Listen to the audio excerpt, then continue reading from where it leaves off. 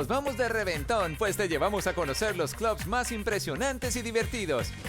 Prepárate para irte a la cama junto a los Tucanes de Tijuana. Nuestra Nati le sacó toda la sopa mientras nos confiesan si comparten o no el amor. No, los fans son de todo. Las fans son de todo. Imagínate cómo fue la primera vez de David Bisbal Nada, estaba nervioso, nerviosísimo, sudando. y la de Víctor Manuel. La primera vez para mí fue bien difícil. ¿De qué estarán hablando estos condenados? Pues averígualo en nuestro show.